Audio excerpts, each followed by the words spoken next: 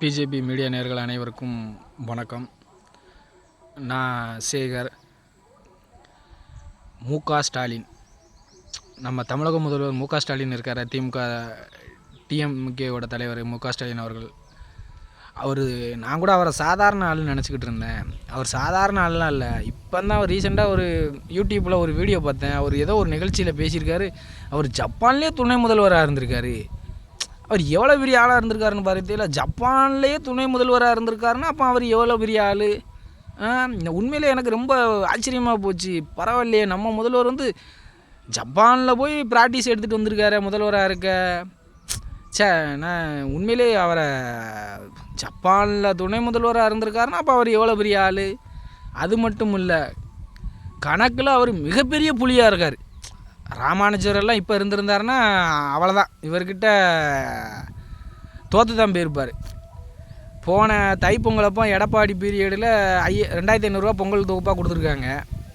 இவர் 5000 கொடுக்க சொல்லி, அதாவது 2500 ப்ளஸ் ஒரு 1500, 2500 1500 சேர்ந்தா 5000 இவர் கணக்கில். அப்படி கணக்கில் அவ்வளோ பெரிய புலியாக இருந்திருக்காரு.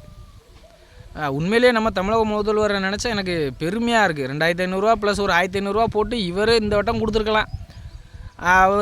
இவர் தான் நல்லாச்சு, திராவிட மாடல் நாயகனே, அழகாக மக்களுக்கு கொடுத்துருந்துருக்கலாம். கொடுக்காமல் விட்டுட்டார். சரி, அதை விடுங்க பார்ப்போம்.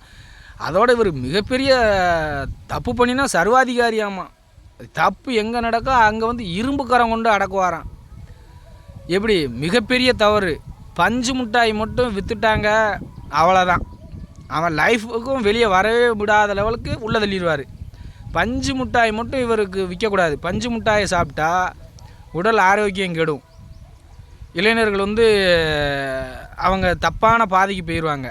ஆனால் கஞ்சா குடிக்கலாம், அபின் விற்கலாம், மதுப்பாட்டல்கள். அதுக்காக வேண்டிய மதுப்பிரியர்களுக்காக வீரன் கோட்டரை அறிமுகப்படுத்தி வச்சுருக்காரு.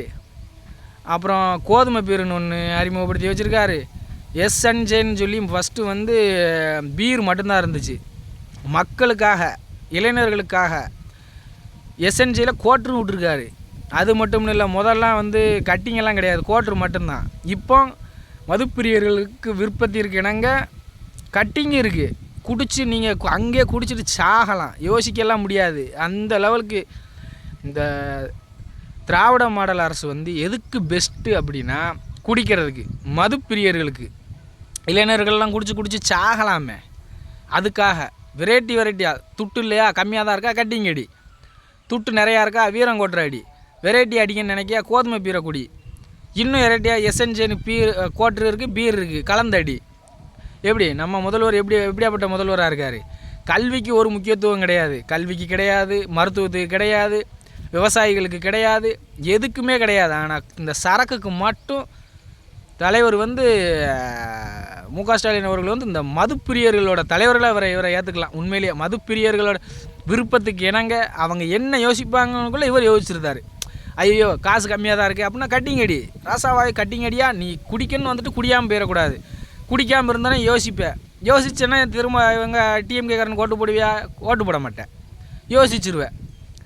இவங்க இந்த கோதுமை பீருக்கும் அந்த சரக்குக்கு கொடுக்குற முக்கியத்துவத்தை கல்விக்கும் மருத்துவத்துக்கும் கொடுத்துருந்தாங்கன்னா நேரம் தமிழ்நாடு எங்கேயோ போயிருக்கும்.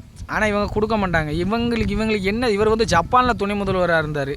அப்போ ஜப்பானில் துணை முதல்வராக இருந்தவர் இங்கே நம்ம தமிழகத்தில் எப்படி ஆட்சி செய்ய முடியும்?